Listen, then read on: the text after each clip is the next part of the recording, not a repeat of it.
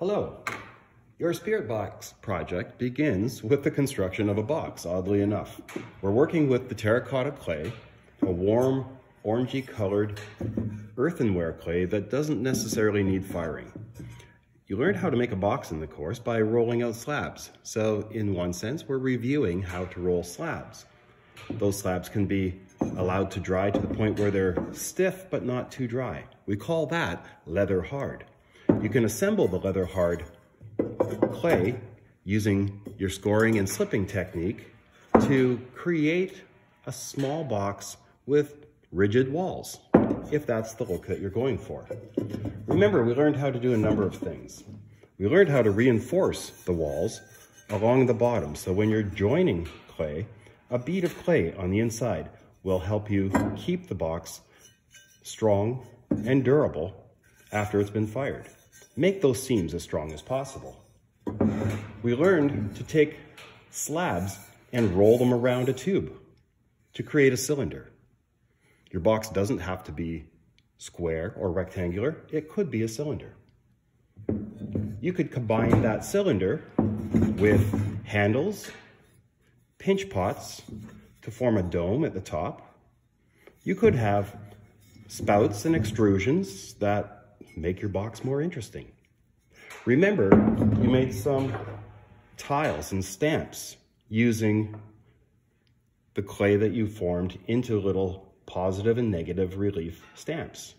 Well, there's no reason why you can't think about adding texture to your box as well. Texture really brings the surfaces to life. It makes them very interesting for people to explore, and maybe they describe you in a way. Maybe you are a rich and complicated person with many layers and surfaces. Remember, when I show you exemplars, the exemplars are not the best or the worst of what students have previously created. They're simply the objects that were left behind. I'm not sure what happened to the lid for this. Maybe Sarah really liked it and took the lid and left the rest. But I've hung on to this to make the point that even though these are flat sides and it's a strong box, it's been altered. And these curves make it really interesting and unusual. So you don't have to stick with just rigid sides. Texture really does make it more interesting, and you can vary the texture. This is just a simple scratch on one side, an incised name on that side, and the same here. So this is a box that has some variety, not tons, but some. This is an interesting box because there actually is a 3D relief on the lid and on the side. It's simple, and perhaps the student ran out of time because they really did get off to a great start with this. Inside are a number of small, very small articles, and they describe the personality. Okay, British flag, a paint palette, a small monitor, something that says Tumblr, whatever that is. I love cats, and in fact, there's a cat. So these are small pieces, not hugely ambitious, but as I said, sometimes we get pretty tight for time at the end of the semester. I think we have lots of time this semester. Fill your box with things that describe you.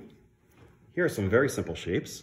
There's pizza, hearts, and a couple of flowers. Well, you sure can tell a lot about a person by looking at their spirit box.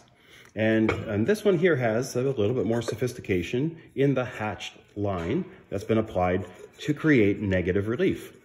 We see this as you go around. There's some cool things happening. This is a great little box. However, the lid slides right off. There's nothing there like pegs or a ring inside to prevent that from falling should the box get tipped. However, it is a nice little project, and this person marks their place in time. This is from 2018. Well, let's see what kind of artifacts exist in 2018. A miniature book, Harry Potter. A donut. They had donuts back in 2018. Something that says Friends, like the television show, still popular today. a miniature Birkenstock sandal. This is some kind of musical instrument. Perhaps a flute, perhaps a trombone. A piece of pizza. This looks like a wheel of some kind, or maybe it's a film canister. I'm not sure exactly what that is. Here is a cricket bat, and I'm pretty sure that they're not called bats, so somebody will correct me. And a paintbrush. So an artistic person who plays sports, who likes pizza, wears Birkenstock sandals, watches Friends after they read Harry Potter. And donuts fill their day. Okay, so we know all of this about this person by looking at this little artifact. This one here was made by Shelby. Shelby really enjoyed ceramics and took all 3 courses, grade 10, 11, and 12. Her lid has a handle. The box itself has some really interesting sides. She has this flower motif on one side. This is her arts interests because there's a photo album, a camera, and small prints. She loves tea. Okay, so there's, I'm not sure what that is. It's some kind of tea, well, it's a tea bag, that's what it is. And a teacup and a teapot. Okay, Mickey Mouse on this side. All kinds of great things. A sketchbook. A heart. A little package of tea. A ring. It's still a ring, even though I dropped it. There are sunglasses. A dress. And a miniature iPhone. This is what iPhones look like in 2018. Not so shocking to us, but hundreds of years from now, people will dig this box up and say, hey, look at that. Let's just give this box a spin. There's a lot happening there. Positive relief on negative relief on positive relief. And you can see each side is different and varied. Rebecca owns this box. There are flowers on that side, happy faces, and a good exploration of different kinds of negative relief. I like the lid because it has knobs with her initials. She's even continued the pattern inside the box. Okay, a goalie mask, or maybe that's Freddy Krueger, or maybe it's both. A wheel, some lips, a Frankenstein head. What will you put in your spirit box? Mom. Mom makes the cut. A small female figure, and references to different people that she knows and celebrities that she likes. Well, this spirit box really is quite different. There's a barrel lid, a slab that's been curved into an arch that sits on top of the box itself. When we peek inside, there are all kinds of great things to look at. But before we do that, we see something that looks like a lock. She is really playing on the treasure box idea. Good texture on the outside. It's quite regular as it goes around. Let's see what's inside this. I enjoyed this particular spirit box because this student took a different approach. The box itself is made out of white clay and it's been fired. You can see that inside it's regular 400 level white clay. The earthenware is exceptional at receiving glaze. So she used a bunch of colors to make the box particularly colorful. She's put a skyline on there. As a Hamilton person, she thought that it would describe where she lives. The really cool thing is that she put artifacts inside that represent the projects that she made in this course. So here's a miniature version of her teapot. Here's a miniature version of her favorite meal. This is what her tile looked like. We have a project called Micro Macro. We didn't do it this time through, but this is a miniature version of that, and 2 legs have broken off, unfortunately. This is her dog. These are her friends. And she was a hockey player. So we learn a lot about this student by looking at the things that they have done recently, and this box holds up pretty well. This one looks like a box, a parcel. It is stamped and wrapped. I think the student was dissatisfied with the glaze and for that reason didn't take it with her, but that's a little discouraging. Anyway, when you open this up, we see some really interesting artifacts, a copy of the Harry Potter books. This is her bed, obviously a favorite place to be. Netflix, That's from the last century. And this century too. Here's a mouse. Oh, this is a small character. And then her friends. All in all, this was a pretty clever idea. And given more time, this student probably would have reworked the glaze and been more satisfied with the outcome. So this one is a puzzle. It's a puzzle now. It'll puzzle archaeologists centuries from now.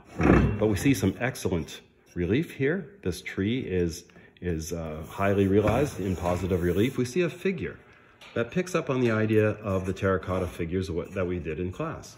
There's another side here that has a girl reaching for the clouds, and a lot of script here in, I believe it's Farsi. I'm not really sure about the box on the head. The head is a box, the box is a head. I don't know about this. There's nothing inside to tell me what this is all about, but I really enjoy the different approach, the unusual approach that this student took. This box is my spirit box. This is an exemplar that I made the very first time we taught this course. I'm still working on it. I guess that means I'm a work in progress. This is my face pushed into a press mold. We didn't get a chance to do that, but this press mold gives me easy multiples of my face. I'll probably add color to this. As I lift this off, I'm using the back to demonstrate my stamp. One of the stamps that I made in preparation for this, you can see functionally I've added the bead around here. Here's a personal credo. I believe in this wholeheartedly. It says, whenever you go, wherever you go in life, always have a book and a sandwich. That's my credo, and it's put me in pretty good stead wherever I go. When I look inside, I have different compartments and chambers. I don't have anything in here right now, but I've made little holes to accommodate small screens that become like drawers or shelves. I have pots on top where I'm going to eventually put plants. So as we move this around, different textures on different sides, I've put some holes in the back so that it can fit on a wall. But this is me. This is a very expensive shot because we're using all of our technical devices. So the spirit box is a representation of you. What will you leave behind? Well, hopefully you'll take your project with you, but what would you leave for a future generation to consider about you? What are the things that represent you? How can you describe those things that you value? The things that are of interest to you? How you spend your time? The people that you know, the friends that you have. Those things that are the descriptors of you. Think about that when you put your box together and see what you leave behind for future generations. Anyway, good luck with the Spirit Box project. I think it's a fun one.